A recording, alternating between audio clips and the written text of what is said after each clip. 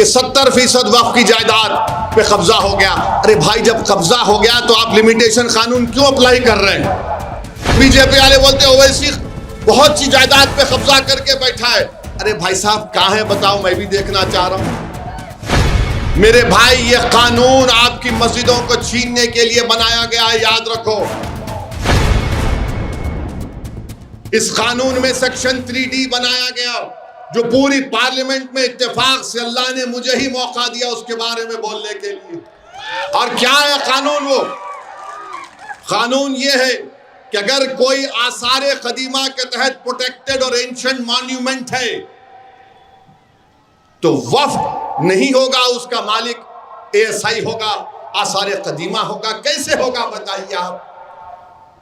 आसारे कदीमा पहले आया या फिर यहां पर वरंगल की कोंडा मस्जिद पहली आई? बताओ आप।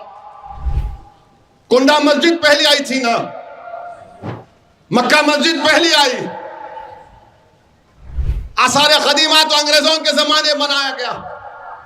तो मोदी जी बोल रहे नहीं, वक्फ नहीं होगा, आसारे कदीमा उसका मालिक होगा। क्यों करना चाहते हैं? ताकि ज्ञानवापी और काशी की मस्जिदों को जब ASI के हवाले कर दिया जाएगा तो फिर खत्म हो गया किस्सा। वो ASI वाले बोलेंगे कि नहीं, अब आपकी नमाज पढ़ने से हो सकता मस्जिद में कुछ हो रहा, या तो आप सूरज के तुलू और गुरूब के दरमियान में ज़ोहर और मगरिब की नमाज, ज़ोहर और असर पढ़ लो, या फिर जुमे की एक नमाज पढ़ लो, या नहीं आता बंद कर देंगे। ये 3D का कानून बनाया गया।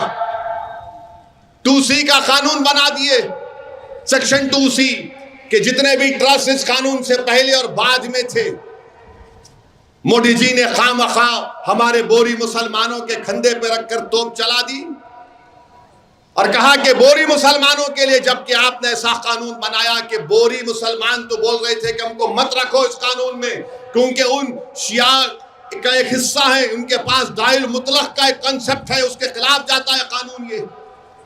मगर मोदी जी ने कहा, आओ बोरी भाइयों, तुम्हारे कंधे के रख पर तोप चलाऊंगा, फायदा मुकेश को करना है, तुमको नहीं करना। हम लोग क्या बोलते हैं कि मामू की दुकान पे नाना की फातिहा हो गई। ये काम मोदी जी कर दिए और बार बार बोल रहे बीजेपी वाले नहीं नहीं, मुसलमानों के लिए हक में बनाया गया है। और बीजेपी एक पॉम्फलेट निकाली जिसमें लिखते हैं कि 70% वक्फ की जायदाद पे कब्जा हो गया। अरे भाई, जब कब्जा हो गया तो आप लिमिटेशन कानून क्यों अप्लाई कर रहे हैं? तो बीजेपी वाले बोलते ओवैसी बहुत सी जायदाद पे कब्जा करके बैठा है।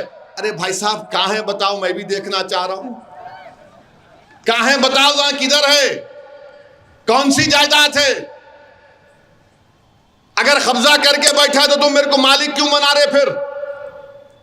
मेरे भाई, ये कानून आपकी मस्जिदों को छीनने के लिए बनाया गया है, याद रखो।